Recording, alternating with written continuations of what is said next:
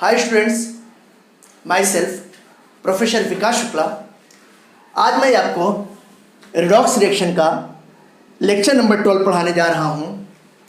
और आज के लेक्चर में हम लोग ऑक्सीडेशन नंबर का क्या एप्लीकेशन है, ऑक्सीडेशन नंबर का क्या सिग्निफिकेंस है, कहाँ पर हम लोग अप्लाई कर सकते हैं, इन बातों के बारे में पढ़ेंगे। आप देखोगे कि अगर हमको सब्सटेंसेस का ऑक्सीडेशन नंबर पता है तो इसके 4 बहुत इंपॉर्टेंट एप्लीकेशन है। पहला इंपॉर्टेंट एप्लीकेशन कि सब्सटेंस का रिलेटिव एसिडिक या बेसिक स्ट्रेंथ हम लोग फाइंड आउट कर सकते हैं, यानी कि to determine acidic and basic strength of the substances. दूसरा एप्लीकेशन इंपॉर्टेंट ये है कि ऑक्सीडेशन नंबर अगर पता है तब हम लोग किसी सब्सटेंस का ऑक्सीडाइजिंग नेचर है या रिड्यूसिंग नेचर है या ऑक्सीडाइजिंग और रिड्यूसिंग दोनों नेचर है, ये फाइंड आउट कर सकते हैं। यानी कि इसी को हम लोग कह सकते हैं to determine oxidising and reducing nature of substances. तीसरी बात, किसी अननोन कंपाउंड का मॉलिक्यूलर फॉर्मूला हम लोग फाइंड आउट कर सकते हैं। जैसे हमको दिया गया है कि किसी कंपाउंड में ये एलिमेंट है, उनके ऑक्सीडेशन नंबर ऐसे ऐसे ऐसे लिखा हुआ है, तो ऐसी कंडीशन में उस कंपाउंड के पॉसिबल मॉलिक्यूलर फॉर्मूला क्या हो सकता है, ये फाइंड आउट कर सकते हैं। यानी किसी बात को हम लोग कह सकते हैं to determine molecular formula of unknown compounds. Okay, and the fourth one is most important, that to find out equivalent mass of compound or species, यानी कि किसी कंपाउंड का हम लोग इक्विवेलेंट मास निकाल सकते हैं। इक्विवेलेंट मास को इक्विवेलेंट वेट कहते हैं, ये फाइंड आउट कर सकते हैं। कैसे फाइंड आउट कर सकते हैं? ऑक्सीडेशन नंबर से फाइंड आउट कर सकते हैं। तो आइए अब हम लोग चारों एप्लीकेशन एक एक करके पढ़ते हैं। जैसा मैंने पहला एप्लीकेशन लिखा है एसिडिक एंड बेसिक स्ट्रेंथ, यानी कि किसी सब्सटेंस का हम लोग एसिडिक और बेसिक स्ट्रेंथ फाइंड आउट कर सकते हैं। आप जैसा देख रहे हो, acidic strength directly oxidation number पर डिपेंड करता है और बेसिक स्ट्रेंथ का ऑक्सीडेशन नंबर से इन्वर्सली रिलेशनशिप है। यानी कि अगर किसी सब्सटेंस का एसिडिक स्ट्रेंथ अधिक है तो उसका बेसिक स्ट्रेंथ कम होगा, अगर एसिडिक स्ट्रेंथ कम है तो बेसिक स्ट्रेंथ ज़्यादा होगा। दोनों एक दूसरे से कंट्रास्टिंग है, अपोजिट रिलेशन होता है। फिर acidic strength directly oxidation number पे डिपेंड करेगा। अगर मैं 2 या 2 से अधिक सब्सटेंस के बीच में कंपेयर करता हूं तो जिस सब्सटेंस का ऑक्सीडेशन नंबर मैक्सिमम होगा उसकी एसिडिक स्ट्रेंथ भी मैक्सिमम होगी, और जिस सब्सटेंस का ऑक्सीडेशन नंबर मिनिमम होगा उसका एसिडिक स्ट्रेंथ भी मिनिमम होगा। यानी कि acidic strength directly oxidation number पर डिपेंड करता है। ठीक है, आप देख रहे हो acidic strength directly depends on oxidation number. वहीं पे जब मैं दूसरी तरफ बात करता हूं बेसिक स्ट्रेंथ की, तो बेसिक स्ट्रेंथ का ऑक्सीडेशन नंबर से इन्वर्सली रिलेशनशिप होता है। इन्वर्सली रिलेशनशिप का मतलब क्या हुआ कि अगर किसी सब्सटेंस का ऑक्सीडेशन नंबर मैक्सिमम है तो ऐसी कंडीशन में उसकी बेसिक स्ट्रेंथ मिनिमम होगी, और अगर ऑक्सीडेशन नंबर मिनिमम हुआ तो बेसिक स्ट्रेंथ मैक्सिमम हुआ। तो यहाँ पे आपने देखा कि basic strength is inversely proportional to the oxidation number of substance. ठीक है, अब मैं कुछ एग्जांपल लिख रहा हूं और ये एग्जांपल आप देखिए। अगर इन एग्जांपल्स की मैं बात करता हूं तो मैंने ये ऑक्सो एसिड कंपाउंड लिखा है। ये ऑक्सो एसिड कंपाउंड किसको कहते हैं? अगर जैसे कोई भी एलिमेंट है, ये मान लेते हैं कि एलिमेंट X है, और अगर इसके साथ OH ग्रुप जुड़ जाता है, हाइड्रोक्सिल ग्रुप जुड़ जाता है, तो ऐसे कंपाउंड को ऑक्सो एसिड कंपाउंड कहते हैं। तो ऑक्सो एसिड कंपाउंड किसके होते हैं जनरली? जैसे हेलोजेंस के होते हैं, क्लोरीन के, ब्रोमीन के, आयोडीन के हो गया, नाइट्रोजन का होता है, फास्फोरस का होता है, सल्फर का होता है। अगर सल्फर के साथ या किसी हेलोजन एलिमेंट के साथ या नाइट्रोजन के साथ या फास्फोरस के साथ अगर OH ग्रुप, हाइड्रोक्सिल ग्रुप जुड़ा हुआ है तो ऐसे कंपाउंड को ऑक्सो एसिड कंपाउंड कहते हैं। ये बात आप ध्यान रखिएगा। तो यहाँ पर हम एग्जाम्पल ले रहे हैं ऑक्सो एसिड कंपाउंड के बारे में। हमने ऑक्सो एसिड कंपाउंड में देखिए नाइट्रोजन का ऑक्सो एसिड कंपाउंड, सल्फर के ऑक्सो एसिड कंपाउंड और क्लोरीन के ऑक्सो एसिड कंपाउंड का एग्जांपल लिया हुआ है। अगर पहले हम लोग देखते हैं नाइट्रोजन के ऑक्सो एसिड कंपाउंड, तो नाइट्रोजन के 3 ऑक्सो एसिड कंपाउंड मैंने लिखा है H2N2O2, इसको कहते हैं हाइपोनाइट्रस एसिड। HNO2 इसको कहते हैं नाइट्रस एसिड। HNO3 यानी कि नाइट्रिक एसिड। अगर यहाँ पे हम लोग देखें तो हाइड्रोजन और ऑक्सीजन का ऑक्सीडेशन स्टेट कंसिस्टेंट है। ऑक्सीजन का -2 होगा और हाइड्रोजन का +1 होगा। हर जगह यही सिंबल है। हर जगह यही पैटर्न है कि हाइड्रोजन का +1 हुआ और ऑक्सीजन का -2। तो वेरिएबल ऑक्सीडेशन स्टेट किसका आ रहा है? नाइट्रोजन का आ रहा है। तो नाइट्रोजन का अगर हम लोग यहाँ पे देखते हैं तो नाइट्रोजन का ऑक्सीडेशन स्टेट क्या आ जाएगा? इस जगह पर नाइट्रोजन का ऑक्सीडेशन स्टेट अगर हम लोग बात करते हैं तो ये +1 आएगा। ऑक्सीडेशन स्टेट कैसे निकाला जाता है, ऑक्सीडेशन नंबर कैसे निकाला जाता है, मैंने अपने प्रीवियस वीडियो में सब पोस्ट किया हुआ है, आपको सिखाया हुआ है, समझाया हुआ है। अगर आपको समझ में नहीं आया है तो मेरे प्लीज़ प्रीवियस वीडियो को आप देखिए और समझिए। अगर हम लोग HNO2 की बात करते हैं तो यहाँ पे नाइट्रोजन का ऑक्सीडेशन स्टेट कितना हो जाएगा? यहाँ पर +3 हो जाएगा। कैसे +3 हो गया? जैसे ऑक्सीजन के एक एटम का -2 हो गया, 2 एटम का कितना हो गया? -4 और +1 कितना हो गया? -3 इक्वल टू उधर जाएगा तो क्या होगा? +3 हो जाएगा। HNO3 की बात करता हूँ तो इसी तरीके से इसका भी कितना हो गया? +5 हो गया। ठीक है ना? इसी तरीके से अगर मैं सल्फर के ऑक्सो कंपाउंड की बात करता हूँ, H2SO2 है, इसको सल्फ ऑक्सिलिक एसिड कहते हैं। H2SO3 है, इसको सल्फरस एसिड के नाम से जाना जाता है। H2SO4 है, इसको सल्फ्यूरिक एसिड कहते हैं। ठीक है ना? अगर यहाँ पे मैं सल्फर का ऑक्सीडेशन स्टेट फाइंड आउट करता हूँ तो ऑक्सीजन के एक एटम का -2 तो 2 का कितना हो गया? -4 में से +2 गया तो कितना होगा? -2 अगर इक्वल टू उधर जाएगा तो क्या हो जाएगा? +2 हो जाएगा। तो यहाँ पे सल्फर का आपने देखा +2 हो गया। अगर यहाँ पे सल्फर की बात करता हूँ तो सल्फर का ऑक्सीडेशन स्टेट कितना हो जाएगा? +4। उसी तरीके से ऑक्सीजन के एक एटम का -2 तो 3 का -6 में से +2 गया तो कितना होगा? -4 इक्वल टू उधर जाएगा तो +4 हो जाएगा।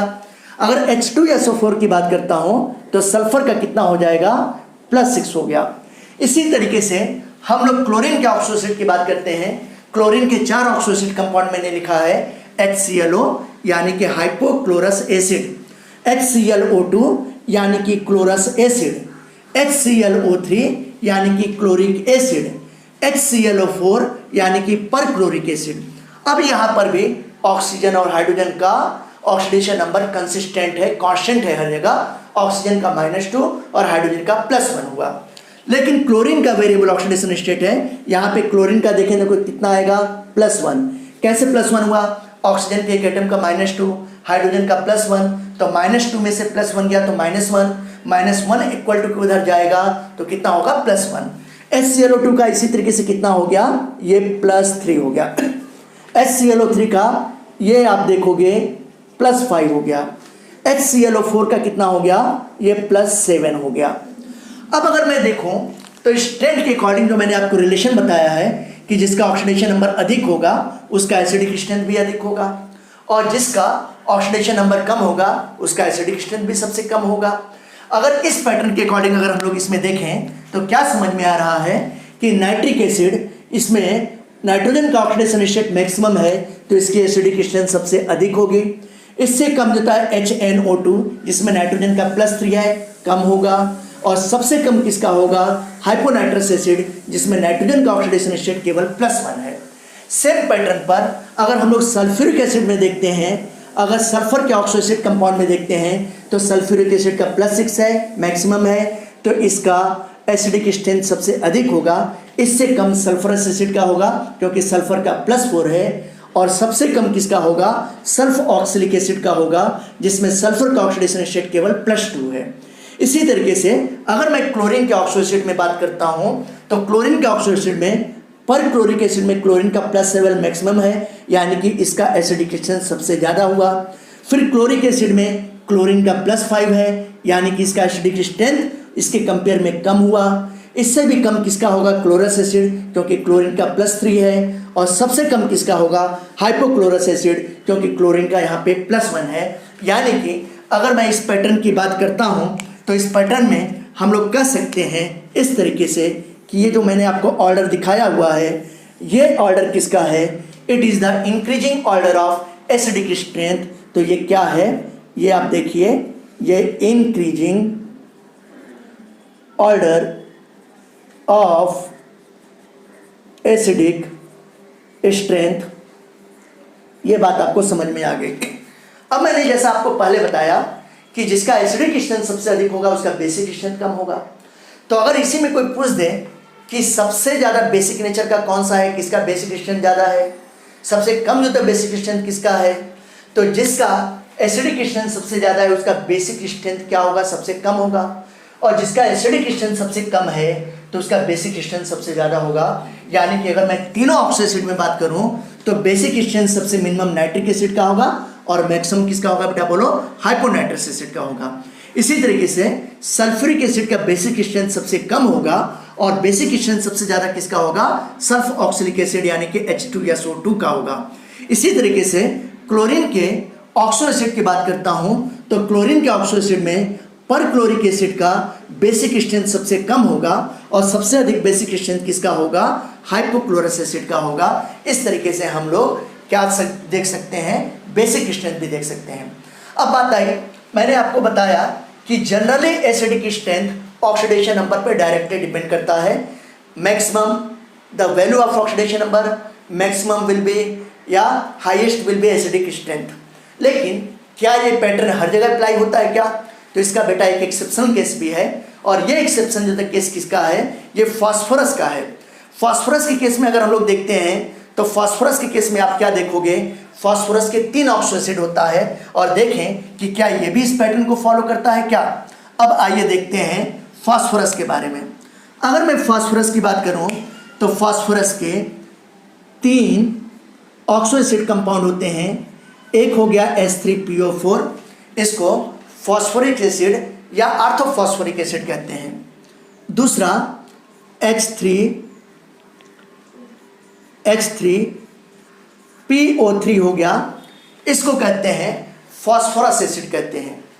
और तीसरा एक और ऑक्सो एसिड कंपाउंड हो गया H3PO2, इसको हाइपोफॉस्फोरस एसिड कहते हैं। फिर से देखिए, फॉस्फोरिक एसिड H3PO4, H3PO3 ये फॉस्फोरस एसिड, ये फॉस्फोरिक एसिड, और H3PO2 हाइपोफॉस्फोरस एसिड। अब अगर इनमें मैं ऑक्सीजन और हाइड्रोजन की बात करता हूँ, ऑक्सीजन हाइड्रोजन, तो इसका ऑक्सीडेशन स्टेट कांस्टेंट बना हुआ है, बिल्कुल कांस्टेंट बना हुआ है। ऑक्सीजन का -2 है और हाइड्रोजन का हर जगह +1 है। तो वेरिएबल ऑक्सीडेशन स्टेट किसका हो रहा है, फास्फोरस का, इस फास्फोरस का, इस फास्फोरस का।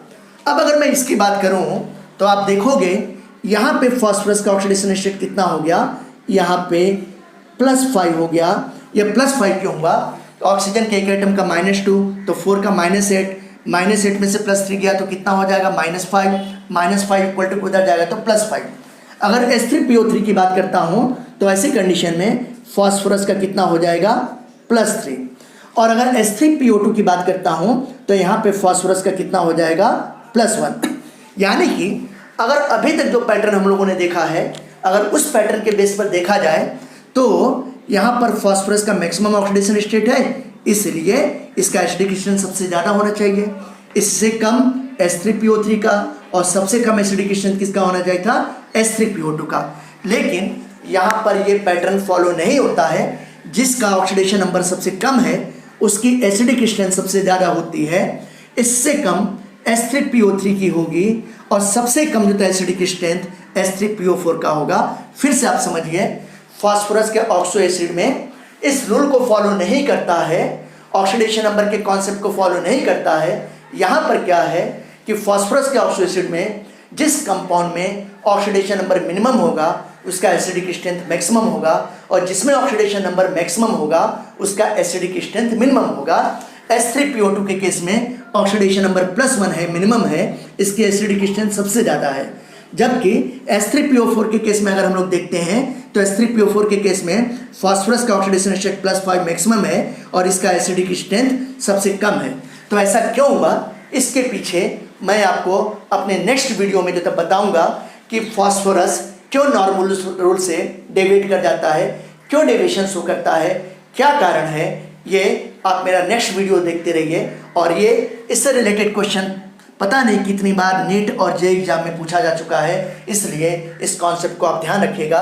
तो यहाँ पर ये मैं लिख रहा हूँ, it is increasing order of, ये increasing order of acidic strength, ये बातें हैं। अब मैं इसके बाद आपको इसका सेकेंड एप्लीकेशन बताऊंगा। और सेकेंड एप्लीकेशन क्या है, सेकेंड एप्लीकेशन में आप हम लोग सीखेंगे कि ऑक्सीडेशन नंबर के बेस पर किसी सब्सटेंस का ऑक्सीडाइजिंग नेचर है या रिड्यूसिंग नेचर है या ऑक्सीडाइजिंग और रिड्यूसिंग दोनों की तरह बिहेव करता है, ये कैसे हम लोग जानेंगे। तो अब हम लोग सेकेंड एप्लीकेशन की बात करते हैं, चलते हैं सेकेंड एप्लीकेशन पर। अब हम लोग पढ़ेंगे second application of oxidation number, that is to determine oxidising and reducing nature या ऑक्सीडाइजिंग या रिड्यूसिंग स्ट्रेंथ, ऐसे भी हम लोग बोल सकते हैं। जैसा आप देख रहे हो, ऑक्सीडाइजिंग नेचर या ऑक्सीडाइजिंग स्ट्रेंथ ये डायरेक्टली ऑक्सीडेशन नंबर पर डिपेंड करता है। यानी कि अगर मैं दो या दो से अधिक कंपाउंड में कंपेयर करता हूँ तो जिस कंपाउंड का ऑक्सीडेशन नंबर मैक्सिमम आता है उसका ऑक्सीडाइजिंग नेचर भी अधिक होगा। फिर से मैंने क्या बोला कि ऑक्सीडाइजिंग नेचर या ऑक्सीडाइजिंग स्ट्रेंथ ये डायरेक्टली ऑक्सीडेशन नंबर पर डिपेंड करेगा। यानी कि जिस कंपाउंड का ऑक्सीडेशन नंबर मैक्सिमम होगा, जिस कंपाउंड में किसी एलिमेंट का ऑक्सीडेशन नंबर मैक्सिमम होगा, उसका ऑक्सीडाइजिंग स्ट्रेंथ ऑक्सीडाइजिंग नेचर होगा। फिर अगर इसके ठीक कंट्रास्टिंग बात करते हैं तो रिड्यूसिंग नेचर का ऑक्सीडेशन नंबर के साथ इन्वर्सली रिलेशनशिप है। यानी कि किसी कंपाउंड में एलिमेंट अगर मिनिमम ऑक्सीडेशन नंबर में प्रेजेंट है तो उसका नेचर रिड्यूसिंग नेचर होगा, और जितना मिनिमम होगा, जितना कम होगा, उसका रिड्यूसिंग स्ट्रेंथ बढ़ता जाएगा। तो ये देखिए, ये मैंने लिखा हुआ है और इसका मतलब क्या हुआ, मिनिमम ऑक्सीडेशन नंबर से मतलब हुआ। जैसे अगर मैं कुछ एग्जांपल दूं, जैसे ग्रुप की बात करता हूं तो ग्रुप आप देखो पी ब्लॉक में 14th ग्रुप है, 15th ग्रुप है, 16th ग्रुप है और 17th ग्रुप है। अगर इन ग्रुप में देखें तो इन ग्रुप में 14th ग्रुप का मैक्सिमम ऑक्सीडेशन स्टेट कितना होगा, +4। ये मैक्सिमम ऑक्सीडेशन स्टेट किस पर डिपेंड करता है, वैलेंस सेल में प्रेजेंट इलेक्ट्रॉन के नंबर पर। तो कार्बन फैमिली में इसके वैलेंस सेल में 4 इलेक्ट्रॉन होगा, तो 4 इलेक्ट्रॉन मैक्सिमम किसी को दे सकता है, इसलिए इसका मैक्सिमम ऑक्सीडेशन स्टेट +4। ग्रुप 15 का +5 होगा क्योंकि इनके वैलेंस सेल में 5 इलेक्ट्रॉन होता है। ग्रुप 16 के वैलेंस सेल में 6 इलेक्ट्रॉन होता है, इसलिए +6 हुआ। और ग्रुप 17 एलिमेंट के वैलेंस सेल में कितने इलेक्ट्रॉन होते हैं, 7, इसलिए +7 हुआ। यानी कि जो मैक्सिमम ऑक्सीडेशन नंबर हो वो किस पर डिपेंड करता है, n का मतलब क्या हुआ, number of electron in valence shell, outermost cell.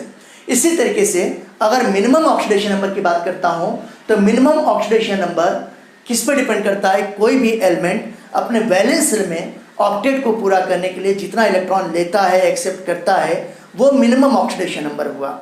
या दूसरी तरीके से हम लोग कह सकते हैं कि n-8 यानी कि वैलेंस सेल में जितना इलेक्ट्रॉन है उसमें से 8 को सब्सट्रैक्ट कर दीजिए तो जो भी नंबर आएगा वो मिनिमम ऑक्सीडेशन नंबर होगा। जैसे अगर ग्रुप 15 की बात करता हूँ, 14 की बात करता हूँ, तो ग्रुप 14 में आप देखो n की वैल्यू 4 है, तो 4 - 8 करेंगे कितना आएगा, -4 हो गया। ये इस ग्रुप का मिनिमम ऑक्सीडेशन नंबर हुआ। इसी तरीके से अगर 15 ग्रुप की बात करता हूँ तो n की वैल्यू 5 है, तो 5 - 8 करेंगे कितना होगा, -3। ग्रुप 16 की बात करते हैं तो n की वैल्यू कितनी है, 6 है, तो 6 - 8 करेंगे तो कितना हो जाएगा, -2। ग्रुप 17 की बात करेंगे तो n की वैल्यू 7 है, तो 7 - 8 करेंगे तो कितना हो जाएगा, -1। यानी कि मैंने आपको क्या बोला कि जब मैक्सिमम ऑक्सीडेशन नंबर होगा, है ना, कोई कंपाउंड है उसमें एलिमेंट अपने मैक्सिमम ऑक्सीडेशन स्टेट में है, तो फिर वो उसका नेचर ऑक्सीडाइजिंग नेचर होगा। और जब मिनिमम में होगा तो ये कैसा नेचर होगा, रिड्यूसिंग। इस बात को आप ध्यान रखोगे। अब यहीं पर मैं आपको कुछ एग्जांपल बताता हूँ और इन एग्जांपल को देखें, ध्यान से समझें। जैसे मैं एक एग्जांपल ले रहा हूँ, जैसे नाइट्रोजन में, अमोनिया में नाइट्रोजन की बात करता हूँ। अगर इस नाइट्रोजन की देखें तो नाइट्रोजन का ऑक्सीडेशन स्टेट यहाँ पे कितना है, -3 है। फिर अगर मैं यहाँ पे देखूँ नाइट्रिक एसिड HNO3, इस नाइट्रोजन का ऑक्सीडेशन स्टेट यहाँ पे क्या है, +5 है। आपने देखा कि नाइट्रोजन 15 ग्रुप का है, मैक्सिमम ऑक्सीडेशन स्टेट +5 हो रहा है इसमें, और मिनिमम ऑक्सीडेशन स्टेट यहाँ पे -3 है। तो ये अमोनिया किसकी तरह बिहेव करेगा, ये बिहेव करेगा रिड्यूसिंग एजेंट की तरह, या इसी को मैं क्या कह सकता हूँ, रिडक्टेंट कह सकता हूँ, इसकी तरह बिहेव करेगा। अगर यहाँ पे नाइट्रिक एसिड की मैं बात करूँ तो नाइट्रिक एसिड में आप नाइट्रोजन का देखो मैक्सिमम ऑक्सीडेशन स्टेट के फॉर्म में है +5। तो जब +5 है, मैक्सिमम ऑक्सीडेशन नंबर है, तो नाइट्रिक एसिड किसकी तरह बिहेव करेगा, ये ऑक्सीडाइजिंग एजेंट OA सॉल्ट में लिख रहा हूँ, या इसी को हम लोग कह सकते हैं ऑक्सीडेंट की तरह बिहेव करेगा। अगर यहीं पर नाइट्रोजन का एक तीसरा कंपाउंड देखूं और इस तीसरे कंपाउंड को मैं कह रहा हूं HNO2 नाइट्रस एसिड। इस नाइट्रस एसिड की बात करूं तो यहाँ पे नाइट्रोजन का ऑक्सीडेशन स्टेट कितना है, +3 है। तो +3 है यानी कि ये मिनिमम भी नहीं है और मैक्सिमम भी नहीं है, मिनिमम और मैक्सिमम के बीच में है, इंटरमीडिएट कंडीशन में है, ठीक है ना, इन बिटवीन कंडीशन में है। तो जब ये इंटरमीडिएट कंडीशन में है तो फिर ये ऑक्सीडेंट यानी कि ऑक्सीडाइजिंग एजेंट, साथ ही साथ रिड्यूसिंग एजेंट यानी कि रिडक्टेंट, दोनों की तरह बिहेव करेगा। ये बात आप ध्यान रखिएगा। अब इस पर भी क्वेश्चन आया हुआ है, क्वेश्चन पूछा गया है नेट एग्जाम में कि नाइट्रस एसिड बिहेव्स एज, पहला ऑप्शन ऑक्सीडाइजिंग एजेंट, दूसरा ऑप्शन रिड्यूसिंग एजेंट, तीसरा option neither oxidising nor reducing agent, fourth option none of the statement correct. ऐसी कंडीशन में हम लोग किसको प्रीफर करेंगे, ये ऑक्सीडेंट की तरह बिहेव करेगा, ऑक्सीडाइजिंग एजेंट की तरह, इसको प्रीफर करेंगे, रिडक्टेंट को नहीं प्रीफर करेंगे। क्यों? क्योंकि +3 ऑक्सीडेशन स्टेट +5 के काफ़ी करीब है लेकिन -3 से काफ़ी दूर है ना। इस बात को आप ध्यान रखिएगा। तो अगर दोनों ऑप्शन में से किसी एक ही ऑप्शन को सिलेक्ट करना है तो हम कहेंगे कि ये ऑक्सीडेंट की तरह बिहेव करेगा, ठीक है ना। लेकिन अगर क्वेश्चन में दोनों ऑप्शन प्रेजेंट है, oxidant as well as reductant, तो फिर हम लोग oxidant as well as reductant को प्रीफर करेंगे। ये बात आप ध्यान रखिएगा। फिर इसी तरीके से मैं आपको एक एग्जांपल और बताने जा रहा हूँ। ये एग्जांपल देखिएगा, जैसे हाइड्रोजन सल्फाइड है H2S है, दूसरा आप देखो सल्फ्यूरिक एसिड है H2SO4 है, तीसरा अगर हम लोग बात करते हैं तो ये H2SO2 है, ये क्या है, सल्फरस एसिड है। अब अगर इसमें हम लोग सल्फोक्सिलिक एसिड है। अब अगर मैं यहाँ पे बात करूँ तो यहाँ पे सल्फर की बात करूँ तो सल्फर यहाँ पे आप देखोगे इसका ऑक्सीडेशन स्टेट कितना है, -2 है। यहाँ पे सल्फर का ऑक्सीडेशन स्टेट कितना है, +6 है। यहाँ पे H2SO2 में सल्फर का ऑक्सीडेशन स्टेट कितना है, ये +2 है। अब ये आप देखो सल्फर 16 ग्रुप का मेंबर है, 16 ग्रुप के मेंबर का मैक्सिमम ऑक्सीडेशन स्टेट +6 है। जब +6 होगा तो ये ऑक्सीडाइजिंग एजेंट की तरह बिहेव करेगा, और मिनिमम -2 है, अगर -2 है तो रिड्यूसिंग एजेंट की तरह बिहेव करेगा, और अगर +6 और -2 के इन बिटवीन है, बीच में है, तो ऑक्सीडाइजिंग और रिड्यूसिंग दोनों की तरह बिहेव करेगा, जैसा मैंने आपको सिखाया। अब अगर आप यहाँ पे देखो तो सल्फर ये मिनिमम है ऑक्सीडेशन स्टेट के साथ यहाँ पे हाइड्रोजन सल्फाइड में, तो इसके केस में सल्फर का ऑक्सीडेशन स्टेट -2 है, तो किसकी तरह बिहेव करेगा, ये बिहेव करेगा रिडक्टेंट की तरह बिहेव करेगा, या रिड्यूसिंग एजेंट इसी को हम लोग कह सकते हैं। H2SO4 में सल्फर +6 ऑक्सीडेशन स्टेट के साथ है जो मैक्सिमम ऑक्सीडेशन नंबर है, तो ये किसकी तरह बिहेव करेगा, ये ऑक्सीडाइजिंग एजेंट की तरह बिहेव करेगा। इसको मैं ऑक्सीडेंट भी कह सकता हूँ। H2SO2 की बात करता हूँ तो आप देखो यहाँ पे सल्फर +2 है, +2 +6 से जो तक काफ़ी दूर है, और -2 से भी काफ़ी दूर है, यानी कि कहने का मतलब है लगभग दोनों के बीच में है +2, यानी कि +6 और -2 के बीच में है। इसलिए ये कंपाउंड आप देखोगे ऑक्सीडेंट और रिडक्टेंट ये दोनों की तरह ही बिहेव करेगा।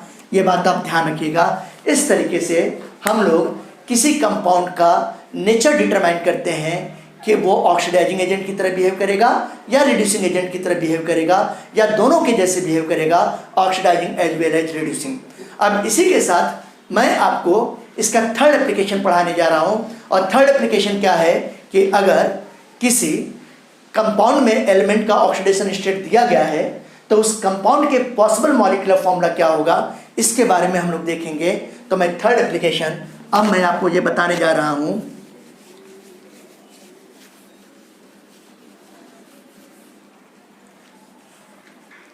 अब मैं आपको ऑक्सीडेशन नंबर का थर्ड एप्लीकेशन बताने जा रहा हूँ, और ये third application to determine molecular formula of compound. अगर किसी कंपाउंड में अलग अलग एलिमेंट्स प्रेजेंट हैं और अगर उसका ऑक्सीडेशन नंबर दिया गया है तो पूछा जाता है क्वेश्चन कि इसका पॉसिबल ऑक्सीडेशन नंबर क्या होगा, ये बताने के लिए ये पूछा जाता है। ऐसी कंडीशन में मैं आपको एक क्वेश्चन, एक प्रॉब्लम सॉल्व करवा रहा हूँ और इसी प्रॉब्लम के बेस पर मैं इसको समझाऊंगा आपको। जैसा आप अपने स्क्रीन पे देख रहे हो, there are 3 elements A, B and C. Their oxidation number are +6, -1 and -2। 3 element हैं जो A और B और C एलिमेंट से मिलकर बने हैं और A का ऑक्सीडेशन स्टेट कितना है, +6 है, B का कितना है, -1 और C का -2 है। तो कहा गया कि then the molecular formula of the compound will be, पहला ऑप्शन AB4C, दूसरा ऑप्शन AB2C2, तीसरा ऑप्शन ABC4 और चौथा ऑप्शन दिया गया है कि both A and B options दोनों सही हैं। अगर ये बात है तो ऐसी कंडीशन में हम लोग कैसे फाइंड आउट करेंगे, ये तरीका आप लोग सीखेगा। ये मैं इसका सॉल्यूशन बताने जा रहा हूँ, बिल्कुल ध्यान से समझिएगा। सबसे पहले जिस एलिमेंट का मैक्सिमम ऑक्सीडेशन नंबर है, अगर 3 एलिमेंट है तो तीनों में से जिस एलिमेंट का मैक्सिमम ऑक्सीडेशन स्टेट है वो एक तरफ रहेगा, बाकी 2 एलिमेंट जिनका उसके कंपेयर में लोअर ऑक्सीडेशन स्टेट है वो दूसरी तरफ रहेंगे। यानी कि अगर आप देखो तो A का ऑक्सीडेशन स्टेट मैक्सिमम कितना दिया गया है, +6 दिया गया है, तो A हो गया इक्वल टू, अब B और C है तो B और C यहाँ पे इस तरीके से रहेंगे। अब आप देखो क्वेश्चन में क्या दिया गया है कि ये A है, A का ऑक्सीडेशन स्टेट कितना दिया गया है, +6 दिया गया है, ये +6 है। ये B है, B का ऑक्सीडेशन स्टेट कितना दिया गया है, -1 दिया गया है और C का कितना दिया गया है, -2। तो ऐसी कंडीशन में हम लोगों को इस तरीके का अप्रोच लगाना है कि B और C का सम बिल्कुल मैग्नीट्यूड 6 के इक्वल हो जाए, लेकिन साइन अपोजिट होना चाहिए। जैसे यहाँ पे +6 है तो यहाँ पर क्या होना चाहिए, -6 होना चाहिए। ये हम लोगों का अप्रोच रहेगा। तो B का कितना दिया गया ऑक्सीडेशन स्टेट, B का ऑक्सीडेशन स्टेट आप लिख लो, देखो यहाँ पे -1 दिया गया है। C का ऑक्सीडेशन स्टेट यहाँ पे कितना दिया गया, -2 दिया गया है। तो अगर हम लोग यहाँ पर B में 4 से मल्टीप्लाई कर दें, जैसे 4 मैं कर दिया इनटू B का कितना दिया है, -1 दिया गया है, और प्लस C का केवल एक ही एटम रहने देते हैं तो ये यहाँ पे 1 और इसका कितना दिया है, -2 दिया गया है। तो आप देखोगे ये +6 हो गया इक्वल टू यहाँ पे -4 हो गया प्लस, और यहाँ पे कितना हो गया, -2। तो यहाँ पे देखो ये +6 इक्वल टू -4 और -2 कितना हो गया, -6। ये -6, तो आपने देखा यहाँ पे 6 है, यहाँ भी 6 है। साइन मैंने आपको बोला कि अपोजिट होना चाहिए, इधर प्लस है तो इधर जो था माइनस का साइन होना चाहिए। यानी कि क्या फॉर्मूला आया, इसका फॉर्मूला ये आया इससे कि A का एक एलिमेंट रहेगा, B के कितने रहेंगे, 4, तो ये AB4 हो गया, और C का कितना रहेगा, 1, तो AB4C। यानी कि समझ में आ रहा है कि पहला ऑप्शन जो था सही समझ में आ रहा है। अब आगे हम लोग देखते हैं कि क्या इनमें से कोई और ऑप्शन भी हो सकता है क्या, क्योंकि एक D ऑप्शन दिया गया है जिसमें A और B दोनों ऑप्शन होने की बात कर रहा है। तो आइए इसको भी कंफर्म कर लेते हैं। अगर इसको हम लोग कंफर्म करते हैं तो देखें क्या ऐसा पॉसिबल हो सकता है क्या। तो बिल्कुल सेम तरीका हम लोग करेंगे, ये करेंगे A equal to B plus C। A का कितना है, मैक्सिमम ऑक्सीडेशन स्टेट +6 है। अब आप देखो यहाँ पे B का कितना है, B का ऑक्सीडेशन स्टेट -1 दिया गया है, ठीक है ना। तो अगर मैं यहाँ पे 2 इंटू -1 कर देता हूँ, फिर यहाँ पे कितना हो गया, 2 इंटू -2 करेंगे तो कितना हो जाएगा, -2 हो जाएगा। 2 इंटू -1 -2 हो जाएगा। अब ये जो C है, इस C का -2 दिया है तो इसमें 2 से अगर मल्टीप्लाई कर दूं तो यहाँ पे 2 इंटू -2 -4 हो जाएगा। -4 और -2 -6 हो गया। यानी कि आप देखो +6 इक्वल टू ये -2 हो गया प्लस -4 हो गया, यानी कि +6 इक्वल टू -6 हो गया। तो आपने देखा कि 6 और 6 दोनों जगह मैग्नीट्यूड इक्वल है, साइन विद अपोजिट है जैसा कि रूल कह रहा है। यानी कि एक पॉसिबिलिटी और क्या हो रही है कि ये A बी के कितने एलिमेंट पार्टिसिपेट कर रहे हैं 2, तो ये AB2 और सी के कितने कर रहे हैं ये भी 2, तो AB2C2 यानी कि ऑप्शन नंबर ए और ऑप्शन नंबर बी दोनों पॉसिबल हैं, ये देख रहे हो। यानी कि हमारा आंसर क्या होगा, हमारा आंसर डी होगा। समझ में आ गया। इस तरीके से किसी भी अननोन कंपाउंड का हम लोग मॉलिक्यूलर फार्मूला फाइंड आउट कर सकते हैं। इस मेथड से हम लोग क्वेश्चन को सॉल्व करेंगे। जब हम लोग एमसीक्यू क्वेश्चन करते हैं तो ये सॉल्व करना और इजी हो जाता है। कैसे इजी हो जाता है, बस आपको कुछ नहीं करना है। AB4C ये न्यूट्रल कंपाउंड है, जितने भी जो एलिमेंट हैं इनके ऑक्सीडेशन स्टेट का सम कितना होगा, ये 0 के इक्वल होगा। देखिए ये 0 के इक्वल होगा। तो जैसे ए का कितना दिया गया है +6 दिया गया है, बी का कितना दिया गया -1, तो 4 एटम का कितना हो जाएगा बेटा बोलो, ये हो जाएगा -4 हो जाएगा। फिर देखो यहाँ पे सी का एक एटम है, इसका -2 दिया है, -2 = 0, तो +6 और -6 कितना हो जाएगा 0, यानी कि 0 = 0। तो सीधे सीधे ऑप्शन पे मैंने ऑक्सीडेशन नंबर लिखा और 0 = 0 हो गया, क्योंकि न्यूट्रल कंपाउंड है। तो ये ऑप्शन सही समझ में आ रहा है। फिर देखिए जैसे AB2C2 = 0, ये भी देखिए, इसको आप ऐसे कर लीजिए। अब ए का कितना दिया बेटा +6 दिया है, बी के एक एटम का -1 दिया है, यहाँ पे 2 है, तो 2 का कितना हो जाएगा -2, सी के एक एटम का कितना दिया -2, तो यहाँ पे 2 दिया है, तो माइनस कितना हो गया 4 = 0। तो यानी कि यहाँ पे हम लोग देखेंगे +6 -6, यानी कि 0 = कितना हो गया 0, यानी कि ये भी जो बिल्कुल सही है। अब ये सही नहीं है, आप देखो कैसे, ABC4 = 0 आना चाहिए, क्योंकि न्यूट्रल कंपाउंड है। अब अगर मैं ए का लिखता हूँ +6 लिखता हूँ, बी का एक एटम है, इसका -1 होगा, सी के एक एटम का -2 दिया है, तो 4 एटम का कितना हो जाएगा -8, और ये होना चाहिए 0 होना चाहिए। तो आप देखो यहाँ पर +6 और -1 -8 कितना हो गया -9, -9 में से +6 जाएगा तो कितना हो गया, ये -3 हो गया। तो -3 = नॉट इक्वल टू 0, इसलिए कभी भी ये वाला ऑप्शन नहीं हो सकता है। तो क्या ऑप्शन होगा बेटा, ए और बी। तो इस तरह की क्वेश्चन को अगर एमसीक्यू के फॉर्म में दिया है, ऑब्जेक्टिव क्वेश्चन के फॉर्म में दिया है, तो ये मेथड भी अप्लाई करने की आपको जरूरत नहीं है। कितना इजी वे में आंसर आ गया। चारों ऑप्शन, तीनों ऑप्शन, जितने भी ऑप्शन दिए हैं उनमें वैल्यू पुट करो। अगर वो न्यूट्रल कंपाउंड है, उस पर कोई पॉजिटिव या नेगेटिव चार्ज नहीं है, तो सभी एलिमेंट के ऑक्सीडेशन नंबर का सम लिखने पर 0 के इक्वल होना चाहिए। और अगर कोई कंपाउंड ऐसा है जिस पर पॉजिटिव या नेगेटिव चार्ज दिया गया है, तो जितना पॉजिटिव या जितना नेगेटिव चार्ज दिया गया है, तो सभी एलिमेंट के ऑक्सीडेशन नंबर का सम उस पर प्रेजेंट पॉजिटिव या नेगेटिव चार्ज के मैग्नीट्यूड के इक्वल होगा। तो इस तरीके से ये नीट और जे एग्जाम में इससे रिलेटेड बहुत क्वेश्चन आते हैं और आप ये क्वेश्चन को कर सकते हो। अब मैं आपको फोर्थ एप्लीकेशन बताने जा रहा हूँ। ये fourth application, it is one of the most important part of redox reaction. Mole concept में भी इस पे पूछा जाता है, ठीक है ना। तो ये फोर्थ क्या है, किसी कंपाउंड का या स्पीसीज का हम लोग इक्विवेलेंट मास कैसे निकाल सकते हैं, इक्विवेलेंट वेट कैसे निकाल सकते हैं। तो अब हम लोग देखेंगे फोर्थ एप्लीकेशन। चलिए फोर्थ एप्लीकेशन ऑक्सीडेशन नंबर का फोर्थ एप्लीकेशन बताने जा रहा हूं।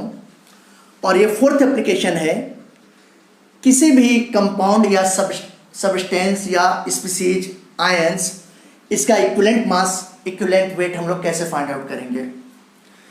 तो सभी लोग जानते हैं कि इक्विवेलेंट मास निकालने का फॉर्मूला होता है molar mass of substance divided by number of electron gain और लॉस। क्या, नंबर ऑफ इलेक्ट्रॉन गेन और लॉस बाय 1 मोल या 1 मॉलिक्यूल ऑफ कंपाउंड। ये बात आप ध्यान रखेंगे, यानी कि उस कंपाउंड या उस स्पीसीज के मोलर मास से, मोलर मास को मॉलिक्यूलर वेट बोलते हैं, तो उसका एक मॉलिक्यूल कितना इलेक्ट्रॉन गेन करता है या कितना इलेक्ट्रॉन लॉस करता है, उस इलेक्ट्रॉन के नंबर से अगर मोलर मास में डिवाइड कर दें तो इक्विवेलेंट मास निकल आता है। जैसे मैं कुछ एग्जांपल ले रहा हूँ। मान लीजिए कि हमको निकालना है कि equivalent mass of potassium dichromate या डाइक्रोमेट आयन एसिडिक मीडियम में दिया गया है, एसिडिक मीडियम में फाइंड आउट करना है। तो आप देखोगे मैं इसको ऐसे लिख सकता हूँ K2Cr2O7 गिव्स क्रोमियम आयन, या इसी को मैं लिख सकता हूँ, यहाँ से पोटेशियम को अगर अलग कर देंगे तो 2K+ अलग हो जाएगा, तो Cr2O7 2- यानी कि डाइक्रोमेट आयन बनेगा। तो डाइक्रोमेट आयन से क्या बन रहा है, क्रोमियम आयन बन रहा है। अब इसको जैसे मैंने आपको सिखाया था आयन इलेक्ट्रॉन मेथड, और इस आयन इलेक्ट्रॉन मेथड से बैलेंस करने के लिए आपको मैंने सिखाया था। तो आयन इलेक्ट्रॉन मेथड से बैलेंस करेंगे। कैसे बैलेंस करेंगे? यहाँ पे 7 ऑक्सीजन है, प्रोडक्ट की तरफ कोई ऑक्सीजन नहीं है, तो ऑक्सीजन को बैलेंस करने के लिए हम लोग 7 वाटर मॉलिक्यूल ऐड करते हैं, क्योंकि एक वाटर मॉलिक्यूल में एक ऑक्सीजन, तो 7 वाटर मॉलिक्यूल में 7 ऑक्सीजन, तो ये ऑक्सीजन बैलेंस हो गया दोनों तरफ। फिर आप प्रोडक्ट की तरफ देख रहे हो कि 14 हाइड्रोजन आ रहा है, रिएक्टेंट की तरफ कोई हाइड्रोजन है ही नहीं, तो ऐसी कंडीशन में मैंने यहाँ पर 14H+ कर दिया, 14 प्रोटॉन कर दिया, ये प्रोटॉन हो गया। अब ये जो प्रोटॉन हो गया तो अब यहाँ पर सारे एलिमेंट बैलेंस हो गया। 2 क्रोमियम, अच्छा क्रोमियम अभी बैलेंस नहीं, तो यहाँ पे मैं 2 क्रोमियम कर देता हूँ। अब ये 2 क्रोमियम हो गया, 7 ऑक्सीजन हो गया, 7 2 या 14 हाइड्रोजन, यहाँ पे 14 हाइड्रोजन हो गया। अब देखते हैं कि क्या आयन बैलेंस है क्या। तो जब मैं इधर देखता हूँ कि 14 प्रोटॉन में से 2 इलेक्ट्रॉन चला गया, तो इधर कितना बचा? 12 प्रोटॉन, ठीक है ना, 12 पॉजिटिव चार्ज, और इधर कितना है? 6 पॉजिटिव चार्ज, तो इधर भी 6 होना चाहिए। तो जब 6 होना चाहिए तो यहाँ पे हम क्या करेंगे? 6 इलेक्ट्रॉन ऐड कर देते हैं। तो यानी कि जब डाइक्रोमेट आयन से क्रोमियम आयन बन रहा है तो ये 6 इलेक्ट्रॉन को गेन कर रहा है। बेटा क्या कर रहा है? 6 इलेक्ट्रॉन को गेन कर रहा है। जब 6 इलेक्ट्रॉन को गेन कर रहा है तो ऐसी कंडीशन में अब इसका हम लोग इक्विवेलेंट मास निकाल सकते हैं। अगर हम लोग equivalent mass of K2Cr2O7 potassium dichromate का निकालना चाहते हैं तो ये क्या हो जाएगा? ये मोलर मास ऑफ K2Cr2O7 ये हो गया, डिवाइडेड बाई, आप देखो कितने इलेक्ट्रॉन गेन कर रहा है? 6 इलेक्ट्रॉन, तो यहाँ पे हम लोग क्या कर देंगे? 6 से डिवाइड कर देंगे, ठीक है ना। क्योंकि एक बात ध्यान रखना, यहाँ पे इसके कितने मोल्स हैं, कितने मॉलिक्यूल्स हैं? ये 1 मोल है, तो ये 1 मोल यहाँ पर है, तो 1 मोल जितने इलेक्ट्रॉन गेन करता है या लॉस करता है उसी से डिवाइड करते हैं। अब कैसे हम लोग तो फाइंड आउट कर सकते हैं? अब K2Cr2O7 है तो पोटेशियम के एक एटम का कितना होता है? 39, तो 2 × 39 कर देंगे, प्लस क्रोमियम का कितना होगा? 52 होगा, तो यहाँ पे 2 एटम्स है तो 2 × 52 एटॉमिक मास हो गया। अब ऑक्सीजन है 7, तो ऑक्सीजन का क्या करेंगे? 7 × ऑक्सीजन के एक एटम का एटॉमिक मास 16, ये पूरा सम करने के बाद 6 से डिवाइड कर देंगे, तो इस तरीके से इसका इक्विवेलेंट मास निकल आएगा। आप लोग इसको सॉल्व कर सकते हो। इसी तरीके से अगर हमको निकालना है equivalent mass of dichromate ion Cr2O7 2-, तो ऐसी कंडीशन में हम लोग क्या देखेंगे? ये molar mass of Cr2O7 2- dichromate ion का डिवाइडेड बाई 6। अब अगर इसको सॉल्व करते हैं तो क्रोमियम के एक एटम का कितना होता है? एटॉमिक मास 52 होता है, तो जब 2 एटम है तो 2 × 52 कर दिया, प्लस 7 ऑक्सीजन एटम है, तो यहाँ पे 7 × कितना हो गया? 16, ऑक्सीजन के एक एटम का एटॉमिक मास 16, डिवाइडेड बाई क्या कर देंगे? 6 कर देंगे। इसको हम लोग सॉल्व कर लेंगे, तो सॉल्व करने पर क्या आ जाएगा? हम लोगों को रिजल्ट आ जाएगा। यहाँ पे निगेटिव या पॉजिटिव चार्ज हो किसी भी आयन पर, किसी भी सब्सटेंस पर, तो उस निगेटिव या पॉजिटिव चार्ज का कोई फर्क नहीं पड़ता है इक्विवेलेंट मास निकालने में, उसका कोई इंपॉर्टेंस नहीं है। तो ये बात आपको समझ में आ गई कि आप कैसे निकालोगे। एक मैं आपको दूसरा एग्जाम्पल बताने जा रहा हूँ, और वो दूसरा एग्जाम्पल क्या है? पोटेशियम परमैंगनेट KMnO4 का इक्विवेलेंट मास कैसे निकालेंगे। जैसे पोटेशियम डाइक्रोमेट एसिडिक मीडियम में ऑक्सीडाइजिंग एजेंट की तरह बिहेव करता है, जबकि पोटेशियम परमैंगनेट एसिडिक मीडियम में, न्यूट्रल मीडियम में और बेसिक मीडियम, तीनों ही मीडियम में ऑक्सीडाइजिंग एजेंट की तरह बिहेव करता है, ठीक है ना। तो अब हम लोग देखेंगे कि KMnO4 का कैसे निकालेंगे। तो आइए अब हम लोग KMnO4 का सीखते हैं कि किस तरीके से इक्विवेलेंट मास निकालेंगे एग्जाम्पल सेकेंड में। अब मैं आपको सेकेंड एग्जाम्पल बताने जा रहा हूं। क्या सेकेंड एग्जाम्पल है? पोटेशियम परमैंगनेट या परमैंगनेट आयन का इक्विवेलेंट मास, इक्विवेलेंट वेट निकालने के लिए। जैसा आप देखोगे कि पोटेशियम परमैंगनेट एसिडिक, न्यूट्रल और बेसिक तीनों मीडियम में ऑक्सीडाइजिंग एजेंट की तरह बिहेव करता है। तो सबसे पहले हम लोग देख रहे हैं एसिडिक मीडियम में। एसिडिक मीडियम में KMnO4 से मैग्नीज आयन बनता है, तो KMnO4 को आप आयोनाइज कर दोगे तो K प्लस और प्लस MnO4 माइनस बनेगा। तो मैंने यहाँ पर MnO4 माइनस Mn2 प्लस दिखाया है। अब देखिए इसको कैसे हम लोग बैलेंस करते हैं। इधर 4 ऑक्सीजन एटम है, इधर कोई ऑक्सीजन एटम नहीं है, तो इस ऑक्सीजन को बैलेंस करने के लिए सुटेबल नंबर में वाटर मॉलिक्यूल ऐड करेंगे, यानी कि 4 वाटर मॉलिक्यूल। तो ऑक्सीजन बैलेंस हो गया। अब ऑक्सीजन तो बैलेंस हो गया, लेकिन प्रोडक्ट की तरफ 8 हाइड्रोजन आ गया और इधर हाइड्रोजन है नहीं, तो इधर मैंने क्या कर दिया, 8H प्लस कर दिया। ठीक है ना। अब H प्लस आना अच्छी बात भी है, क्योंकि एसिडिक मीडियम है तो एसिडिक मीडियम में H प्लस आना चाहिए।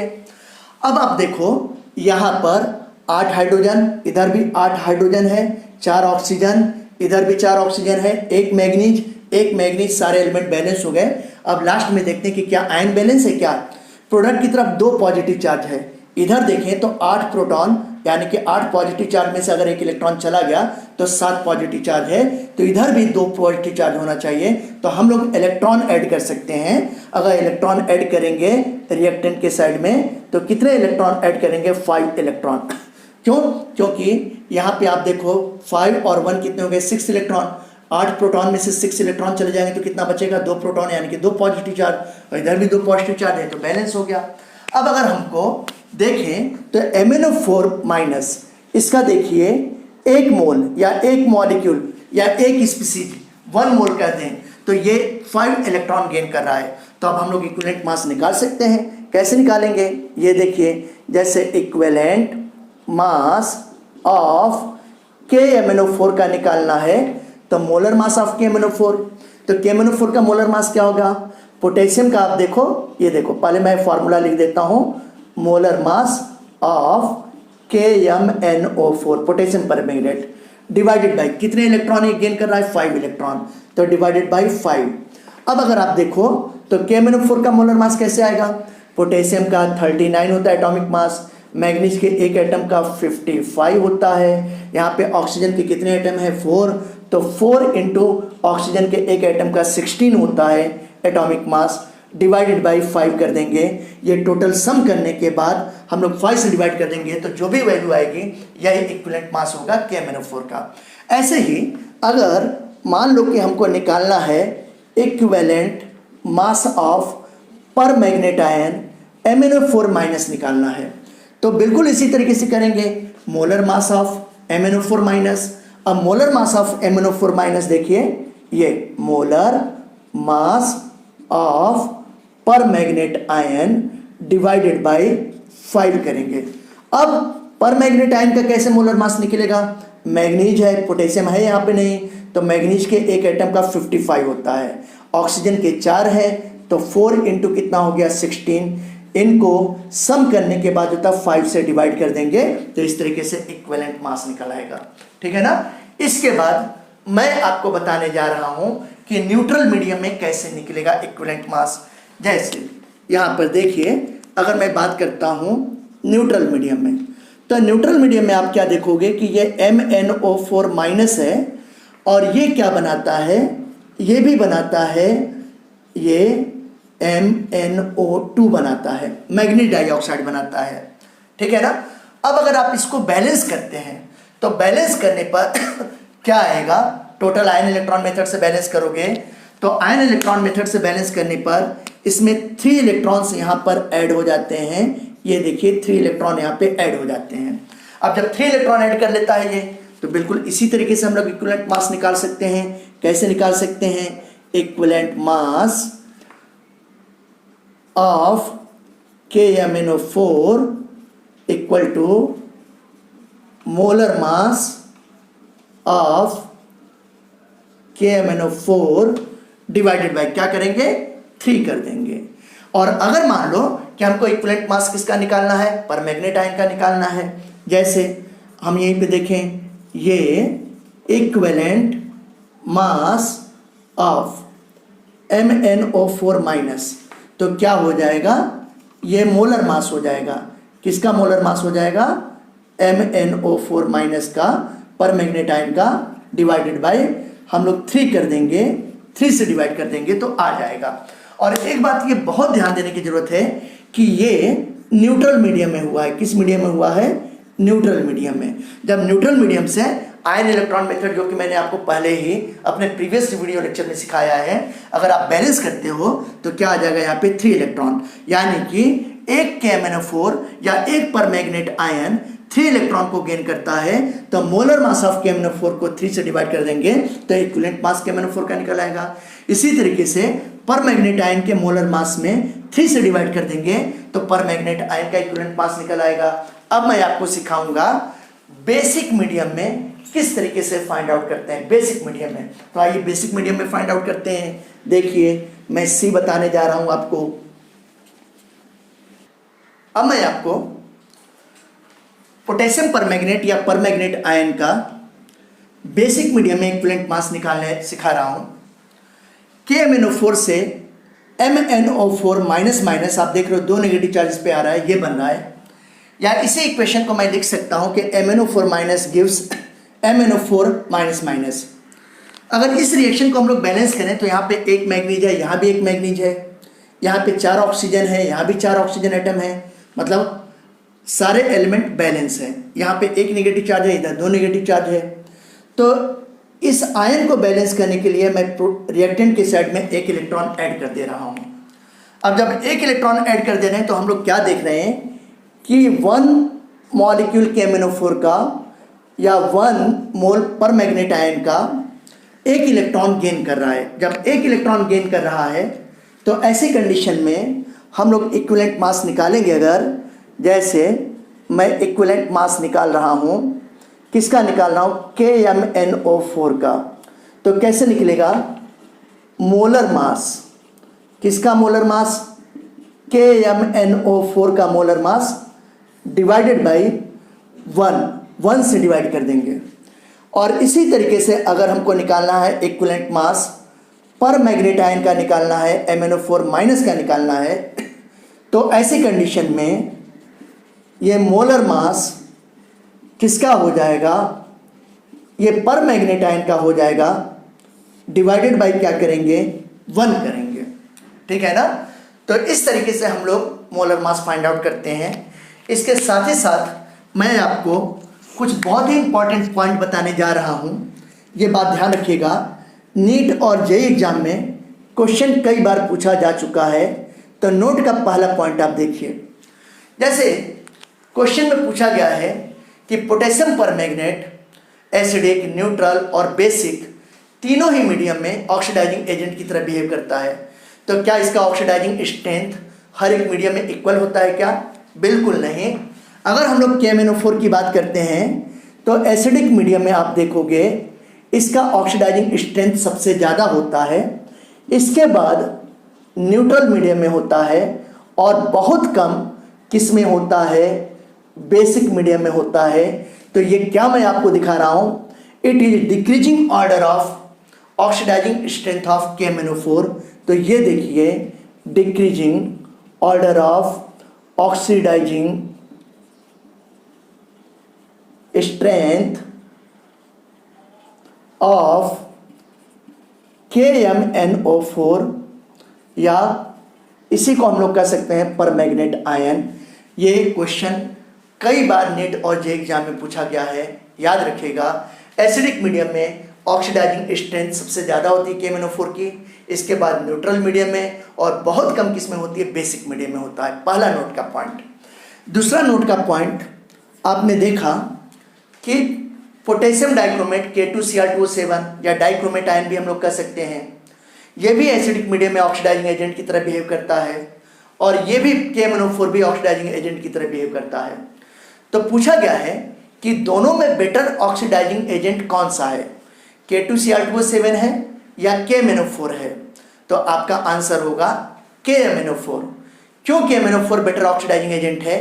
क्योंकि पोटेशियम परमैंगनेट तीनों ही मीडियम में ऑक्सीडाइजिंग एजेंट की तरह बिहेव करता है, जबकि पोटेशियम डाइक्रोमेट केवल एसिडिक मीडियम में ऑक्सीडाइजिंग एजेंट की तरह बिहेव करेगा।